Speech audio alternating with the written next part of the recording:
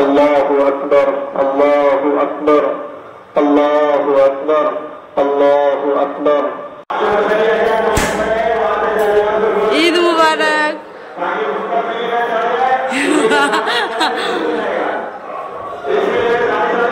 চলো তুমি ঘরে বসো, আমি ফটাফট গোসলটা করে নিই। ওয়ালাইকুম আসসালাম। তোমাকে আমি ঈদ মুবারক দিলাম। হ্যাঁ দাঁড়ান অফ করি। এই তো অফ করা হয়ে গেছে। তো আসসালামু আলাইকুম ফ্রেন্ড, কেমন আছেন? আশা করি আপনারা সবাই ভালো আছেন। আপনাদের দিয়ে আলহামদুলিল্লাহ আজকে অনেক ভালো আছি। আমি আর আমার বড় মশাই বাবু ওঠো। তো ও চলে আসছে ঈদ পরে, আর আমি একদম রেডি হয়ে গেছি। দেখেন এই ঈদের দিনকে সুতির একটা চুড়িদারের পিস পরেছি সকালে, এইটা এবারে বেলার দিকে চেঞ্জ করতেও পারি নাও করতে পারি, কোনো ঠিক নেই। বিকালের দিকে একটা চেঞ্জ বুঝি করবো। তো এইটাই আপনাদের সবাইকে ঈদ মুবারক। তুমিও বলো ঈদ মুবারক সবাইকে। তো আপনারা সবাই ভালো থাকুন। আর এই তো নাস্তা আরে সব রেডি করে নিয়েছি, এখন শুধু এবারে খাওয়ার পালা। আমাকে ভালো লাগছে বাবু। দিদি তুমি দাও। আর তো করছো, আমি ঈদি চাইছি, ঈদি দিতে চাইছে না। দেবে দেবে, একটু পরে দেবে, আগের বছরও দিয়েছিল। যাই হোক চুড়িদারটা দেখেন ভালো লাগছে, চুড়িদারটা দারুণ লাগছে। হ্যাঁ কালকে একটু ঘুম হয়নি, খাওয়া দাওয়া করে একটু ঘুমিয়ে পড়বো দুজনে। কটায় 5:30টায় ঘুমিয়েছি বুঝলি। তো এই তো। আর এই যে আমার মেহেন্দি, আমার মেহেন্দি কালার আসে না, আমাকে আমার বড় একটু ভালোবাসে না, ঠকি দিয়েছে না। আমরা তো মেহেন্দি তুমি তো শেষই করলো 4:30টার সময়, রেখেছি কত আমি একটুকু তো টাইম রেখেছি, তাও তো কালার অনেক এসে গেছে। আধা ঘন্টাও রাখি না, তাতে এত ভালো কালার এসছে। যাই হোক আরো আসবে। এখনো চুড়ি পরা হয় না, চুড়ি পরবো, গলার চেন টেন সব করবো। এই তো। তো নাস্তা করি, কি কি নাস্তা করেছি সেগুলো দেখাই ফ্রেন্ড, চলুন। তো বন্ধুরা এই যে নাস্তা দুজনের নিয়ে চলে আসছি খাবো বলে। অনেক সকাল, এখন 8টাও বাজে না, পর সবে মাত্র ঈদ পড়ে আসছে। এই 7:30টার সময় এত কিছু রান্না টান্না করেছি। আর সেমুইটা অসাধারণ হয়েছিল। আর সেমুইটা আমি ক্ষীর সেমুই করেছি, দুধ সেমুই করি না, মানে দুধ দিয়েই করেছি কিন্তু ক্ষীর টাইপ করেছি। এই তো ফ্রেন্ড এসেছিলাম ছাদে বরের আর আমার ফটো ক্লিক করতে। তো হয়ে গেছে ফটো ক্লিক করা। চলুন, কালকে তো আপলোডিংয়ে দিতে হবে, তাই জন্য চলুন বাড়ি যাই।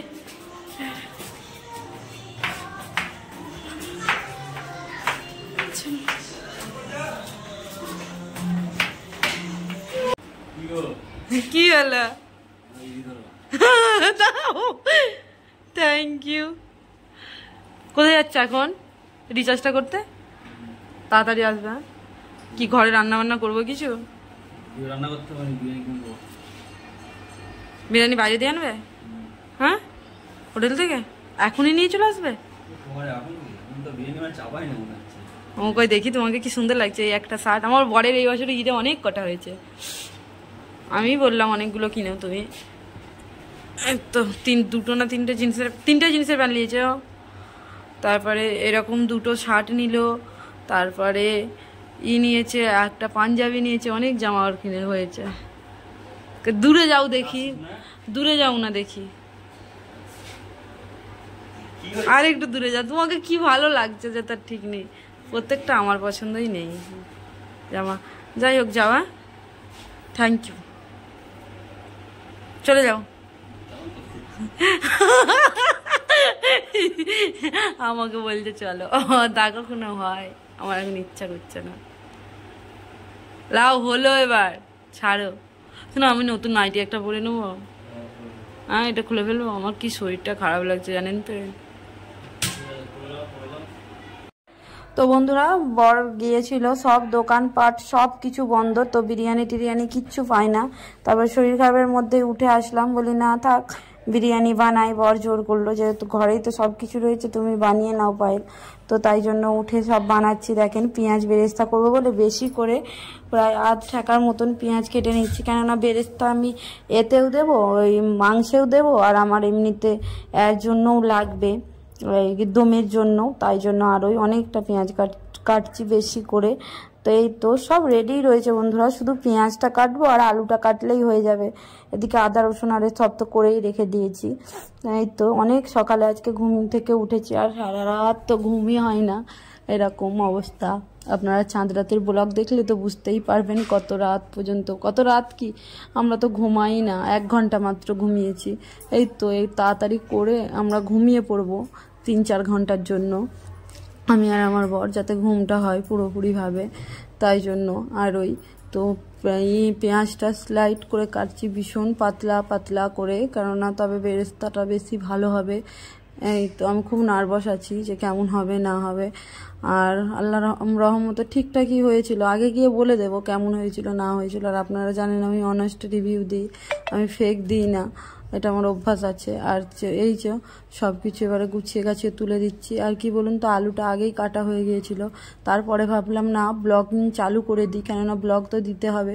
অনেক গাফলতি করে ফেলছি ব্লগিংয়ের, প্রথম ব্লগিংয়ের ওপর অনেকটা আমার ছিল, মানে যে করব আর এখন কেন কি হয়েছে না হয়েছে এখন যেন ইচ্ছাই যায় না।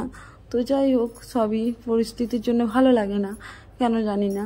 তারপরে দেখেন মুরগির মাংস কালকে রাত্রে বর এনেছিল, আর একটা লেগ পিস রয়েছে, আর বাকি বাদ আমি কষিয়ে রেখে দিয়েছিলাম লেগ পিস, আর 2টো পিস রেখে দিয়েছিলাম। বর বলেছিল যে তুমি মাটনেই দিয়ে দেবে, দেখবে পাইল হেভি হবে। আর মুরগির মাংস তো রান্না করে দেয় না, ভেজে দিতে হয়, তবে আসল স্বাদ পাওয়া যায়। অনেক মানুষ রয়েছে রান্না করে দিয়ে দেয়, কিন্তু ভেজে দিতে হয় বিরিয়ানিতে, তাই জন্য ভাজবো। তার আগে মশলাটা মেখিয়ে রেখে দিলাম।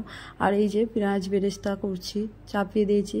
আজ প্রথমে ভাবছিলাম সকালে যে আমার মেহেন্দির কালারই আসে না, তারপরে এত মেহেন্দির কালার এসছে, আমার বর আমাকে তো খুব রাগাচ্ছে, বলে কী রে কী খবর, তোর মেহেন্দির কালার তো বিশাল এসছে, এবারে কিছু বল। এই যে তো তারপরে আমি ভাবলাম যে ভাতটা চাপিয়ে দিই, কেননা ভাতটা তো করতে হবে। আর বর গেছে জোহরের নামাজ পড়তে, আমাকেও নামাজ পড়তে হবে। ভাতটা চাপিয়ে দিয়ে ভাবছিলাম নামাজ পড়ে নেব। আর কি বলুন তো, আর আমি ওই যে করে মানে দমে বসানোর আগেই নামাজ পড়ে নেব। অনেক সকালে যেহেতু গোসল করে নিয়েছি আমি, তো আরও সকালে করার ইচ্ছা ছিল, কিন্তু হয়ে উঠলো না, কারণ অতগুলো নাস্তা করতে হলো আমাকে। আর লুচি আজকে ভীষণ পরিমাণে করেছি, আর সব খেয়েওছি, ভীষণ পরিমাণে গ্যাসও হয়েছে বন্ধুরা। আর কি বলুন তো, আলুটা আমি হুইসেল দিইনি, কিন্তু দমে রেখেছিলাম, এরকমভাবে সেদ্ধ করেছি। আর আলুটা স্পেশাল করে আমি মশলা দিয়ে সেদ্ধ করেছি, মানে মশলা বলতে পানি টানি দিয়ে, স্পেশাল কিছু। স্পেশাল বলতে কি এইগুলোর মধ্যেই আমি খুব বেশি বিরিয়ানি যে অন্য কিছু মশলা দিই না, বিরিয়ানির মশলাটাই আমি মাস্ট ব্যবহার করি।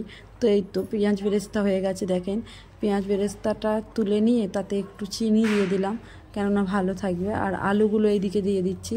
আলু তুলনামূলক বেশি তেলে একটু ভাজলে খেতে ভালো লাগবে, তাই জন্য।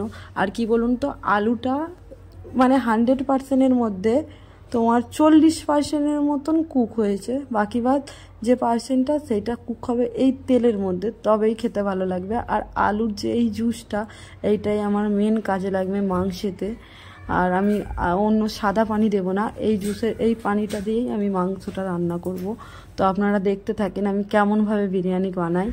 তো এইটা কি ঠিকঠাক পদ্ধতি নাকি আপনারা জানাবেন যদি ইচ্ছা যায়। তো এই তো আলুগুলো ছাঁকা তেলে ভেজে নিই ভালোভাবে।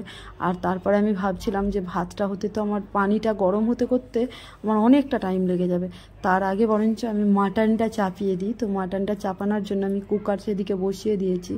কুকার বসানোর আগে পুরো বরফ হয়ে রয়েছে, ফ্রিজে মাংসগুলো ছিল, তো তাই জন্য এগুলো বরফ ছাড়িয়ে নিচ্ছি। তো যতটুকু লাগবে আমার প্রয়োজন, এটা 1.5 কেজি মাটন রয়েছে, 1.5 কেজির মধ্যে আমি প্রায় নিয়ে নিয়েছি 800-900 এরকমই হবে। তো যেমন চাল তেমনই মাটন নিয়েছি, আর অল্প আলু দিয়েছি, খুব বেশি যে আলু দেবো তা নয়, করি না। আর এই যে আমি আলুটা দেখেন ভালোভাবে ভাজা হয়ে গেছে, খুব সুন্দর ভেজেছি। আপনারা ঠিকঠাক কালারও দেখে বুঝতে পারছেন নাকি আমি জানি না। আলু আমার বর এসে নামাজ পড়ে এসে আমার বর আলু খেয়েছে, মুরগি ভাজা খেয়েছে, বলছে পায়েল খুব ভালো লাগেছে। আর এই যে মুরগির মাংসটাও দিয়ে দিলাম, খুব বেশি কিছু দিই না মুরগির মাংসতেও, ভাজা মাংসতে এত বেশি মশলা, হোটেলেও এত বেশি মশলা দেয় না, কিন্তু ওদের মাংসটা অন্য টাইপ হয় কিছু স্পেশাল মশলা দেওয়ার কারণে, তো যেগুলো আমিও দিয়েছি। তো যাই হোক, এইদিকে দেখেন মাংসটা আমি করছি, এখন কিন্তু পেঁয়াজটা আমি দিই না, এরপরে আমি পেঁয়াজটা দেবো। ঠিকঠাক আপনাদেরকে দেখাই না, কেননা আপনারা রেসিপি যদি চান বিরিয়ানির আমি অন্য টাইমে করে দেখাবো, আপনারা একটা প্রপার চাইতে পারেন, তবে একটা কথা আমি বলতে পারি, রেস্টুরেন্টের মতনই আমি পুরো করে ফেলেছিলাম, তাই না? দারুণ করেছি বিরিয়ানি। আমার বড় আজকে আমাকে বলছে, বলে পায়েল একটা হোটেল খুলতে হবে নাকি বলতো, এত ভালো বিরিয়ানি বানিয়েছিলি তুই। আমি বলি তাই? বলে হ্যাঁ, খুব ভালো বিরিয়ানি বানিয়েছিলি। বিরিয়ানি কী কী মশলা দিচ্ছে এটা দেখাচ্ছে। আমি লবণটা দিলাম, তার আগে আদা রসুন দিয়েছি। এটা আদা রসুনের যে জুসটা ওইটা দিলে বেশি বেটার হতো, কিন্তু যাক গিয়ে চা দিয়েছি, যা ছিল হাতের কাছে সেটাই দিয়ে দিয়েছি। আর এরপরে আমি পেঁয়াজ বেরেস্তাটা দেবো। আর পেঁয়াজ বেরেস্তার যে তেলটা ছিল দেখেছিলেন না, ওই তেলটার মধ্যে আলু ভেজেছি, আর ওই তেলটা আমি মাঝখান দিয়ে কিছুটা তুলে দিয়ে দিয়েছি। আর কিছুটা কি বলুন তো, ঘি দিয়েছি বেশি করে পরিমাণ। লবণ, হলুদ দিই না, লবণ দিলাম, ঝাল গুঁড়ো দিলাম, আর দিলাম আদা রসুনের পেস্ট। আর কি দিই আগে গিয়ে বলছি আমি। তো এটাকে ভালোভাবে কষাচ্ছি, খুব বেশি কষাবো না, তবে হ্যাঁ কষাবো। তারপরে এই যে বিরিয়ানি মশলাটা দেখেন, এইটা দেবো, আর কিচ্ছু মশলা দেবো না। এতে ধনে গুঁড়ো, জিরে গুঁড়ো সমস্ত রয়েছে। আর এটা কি জানেন, একটা বেহালায় যে আমরা থাকতাম, আমাদের পাশের ঘরে একটা দাদু থাকতো, সে ভাড়া। ওই দাদুটা বিরিয়ানির, আমাদের ওই বেহালায় হাজি বিরিয়ানি একটা ছিল, তো এখানে বড় বিরিয়ানির দোকান। ওই বিরিয়ানির ওই দাদুটা হচ্ছে ওই বিরিয়ানির কুক ছিল, তাই তো গো। উনিই বিরিয়ানি বানাতো। তো আমার বরকে না ভীষণ পরিমাণে ভালোবাসতো, ছেলে বলতো, আর আমাকে বলতো বৌমা। তো আমাকে ওই দাদুটা, এই যে ডিব্বাটা দেখলেন না, ওই ডিব্বাটার 1 ডিব্বা বিরিয়ানি মশলা আর খাড়া মশলা, মানে গোটা গরম মশলা এনে দিয়েছিল উনি। এটা আমার দোকানের বিরিয়ানির মশলা, এটা কেনাও নয়, আমার ঘরে বানানোও নয়। হাজি বিরিয়ানি রয়েছে বেহালায়, হাজি তো বেহালার সব থেকে বড় যেটা বিরিয়ানির দোকান, ওই দোকানেরই উনি ছিল শেফ যেটাকে বলে। তো উনিই আমাকে শিখিয়েছিল যে এমন করে বিরিয়ানি করবে, দোকানের মতনই হবে। আমি কেননা দোকানে এমনভাবেই করি, তো আমি সেইভাবেই করেছি ওনার মতন করে, আর সত্যি অনেক ভালো হয়েছে। আর ওই যে বিরিয়ানির মশলাটা দিয়ে এই তো এবারে আমি যে জল যা কষানার এইটা কষিয়ে নিলাম। এবারে দেখলেন তো সেই যে জুসটা এটাই দিলাম। জুসটা বলতে কি, আলু সেদ্ধ করার এই জুসটা এটাই দিলাম। আর একটু যে মশলা মাখিয়েছিলাম চিকেনের, মশলা মাখানোর হাঁড়িতে যে মশলা মাখানাটা ছিল, সেই মশলা মাখিয়ে যে জলটা বেরোলো সেটা ধুয়ে দিলাম। এরপরে যে আমি করব, আর কিচ্ছু আমি নাড়বও না, কষবও না, কিচ্ছু করবো না, 7টা শুধু হুইসেল দেবো। তারপরে আমি হাঁপিয়ে গেছি, আমি ঘরে আসছিলাম জল খেতে। তারপরে দেখেন ঘরে জলও নেই, আমি একটু মুখটা গোমড়া করে আপনাদেরকে বলেও দিলাম। তারপরে দেখেন বিরিয়ানি হয়ে গেছে। তারপরে আমি নিচে ঘি আর তেল দিয়েছি, রিফাইন তেল গরম করে, তারপরে দিয়ে দিচ্ছি আমি ভাতটা এত সুন্দর হয়েছে। আর এইটা নাপিস চালেরও উপরে, মানে এই চালটার দাম নিয়েছে 140 টাকা কেজি এই চালটা। তো 800 গ্রাম চাল ছিল। আর দেখেন তারপরে চালটা দেওয়ার পরে আমি পুরো বিরিয়ানি, মানে মাংসের যে ঝোল, মাংস টাংস সব ঢেলে দিলাম। ঢেলে দেওয়ার পরে কি করছি আপনাদেরকে দেখাই এবারে। তারপরে আমি দিচ্ছি হচ্ছে আলুগুলো এরকম করে দিচ্ছি। আলুগুলো অসাধারণ হয়েছিল। তো বেশি আলু দিই না, যতটা দরকার ছিল আমাদের দুজনে খাওয়ার মতন ততটাই। আর এই যে লেগ পিস আর দুটো দিয়ে দিলাম। আর তারপরে দিয়ে দিলাম পেঁয়াজ বেরেস্তা। আমি কিন্তু পেঁয়াজ লাল করে তরকারিটাই মাংসটা করেছিলাম না, আমি বেরেস্তা দিয়েছিলাম উপর দিয়ে। তো তারপরে দিচ্ছি টক দই। আমি কিন্তু এতে মাংসতেও টক দই কিন্তু দিয়েছিলাম না, আমি টক দইটা দিচ্ছি এটাই। এইরকম করেই বিরিয়ানি নাকি দোকানে করে প্রসেসিং, যেটা আমি করছি। তো উনিই আমাকে শিখিয়েছিল, তো বলে দিয়েছিল প্রসেসিংগুলো এইরকম করে করবে বৌমা। তারপরে দেখেন দিয়ে দিচ্ছি আমি বিরিয়ানির চাল। এই চালটা দিয়ে করেছিলাম। তো সত্যি কথা বলতে বিরিয়ানির চালেও অনেক কিছু ব্যাপার থাকে বিরিয়ানির স্বাদটা আনা, এটা কিন্তু অনেক বাস্তব কথা। চাল যতটা ভালো হবে তত স্বাদ। আর অনেক মানুষ আছে চাল 1 ঘন্টা 2 ঘন্টা এটা ঠান্ডা করতে দেয়, আমার মনে হয় সেই সেন্টটাই তো চলে যায় চালের। 1 ঘন্টা 2 ঘন্টা কেন ঠান্ডা করতে দিতে হবে? চালটা তো রান্নার ওপরেও ডিপেন্ড করছে, আর রান্নাটারও একটা কোয়ালিটি রয়েছে কী দিয়ে রান্না করার। আমি সেগুলো দিয়ে রান্না করেছি। আমার ভাতগুলো দেখছেন কতটা সুন্দর হয়েছে, অসাধারণ হয়েছিল ফ্রেন্ড, সত্যি কথা বলছি খুব ভালো হয়েছিল বিরিয়ানিটা খেতে। আর ওপর দিয়ে বেরেস্তাটা ছড়াইনি, আমার ভুলে গেছিলাম। আমার বর আমাকে তখন মনে করছিল এই বেরেস্তাটা পুরো তো নিচেই দিয়ে দিতে পারতিস। আমি বলি হাই যা, আমার খেয়াল নেই। আর তারপরে দেখেন আমি ঘি তেল একসঙ্গে সব বেরেস্তার তেল সব কিছু এটার সঙ্গে এটাই দিয়ে দিচ্ছি আমি। তারপর বলি এই যা কালো মতো হয়ে গেল। তো আমার বর বলে নিজেরাই তো খাবো, ছাড় তো। তো যাই হোক, তবুও করেছি যা করেছি। তো তারপরে দেখেন সব দিয়ে দেওয়ার পরে আমি আর কি করি, তারপরে দিয়ে দিলাম সব পেঁয়াজ বেরেস্তাটা। আর চিনি কেন ভাবছেন, বিরিয়ানি চিনি স্বাদ আনে, তাই জন্য চিনিটা দিতেই হয়। বড় বড় দোকানে ওরা বাবুর্চিরা চিনি দেয়।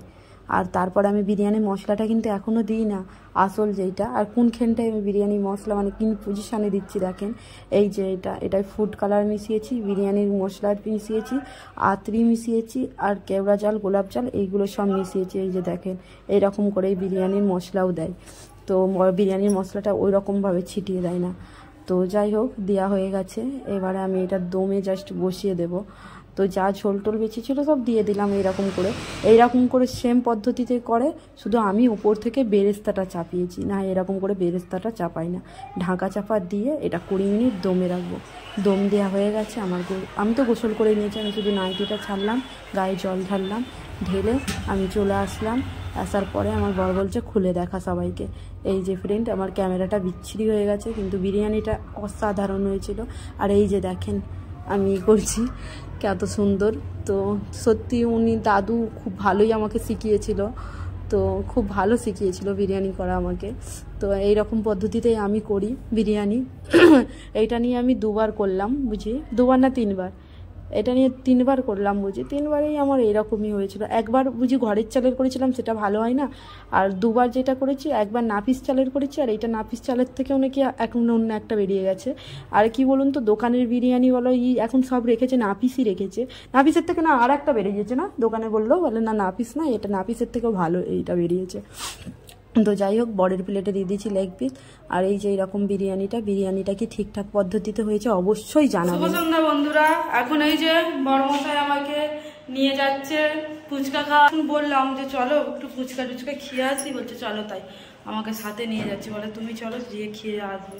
দেখি কই গো, একটু ওদিকটাই যাবো। তুমি বুটটা আপনি পরে নাও, বুট পরবে না? ঠিক আছে চলুন। আর জামা কাপড় কিছু চেঞ্জ করি না, সারাদিন ঘুমিয়েই কাটিয়ে দিয়েছি। চলুন ফ্রেন্ড, ফেরে পড়েছি। এই সামনেটা দিয়ে একদম ঘরে খাবো, এই সামনেটাই ভালো বানায়নি, এখানটাতেই চলুন। তো বন্ধুরা, ফুচকা খাওয়া হয়ে গেছে, এটা লাস্ট ফুচকা। তখন মনে পড়ে গেল যে ক্যামেরাটা অন করতে হবে। তো এইটুকুই, আপনারা সবাই ভালো থাকুন, সুস্থ থাকুন।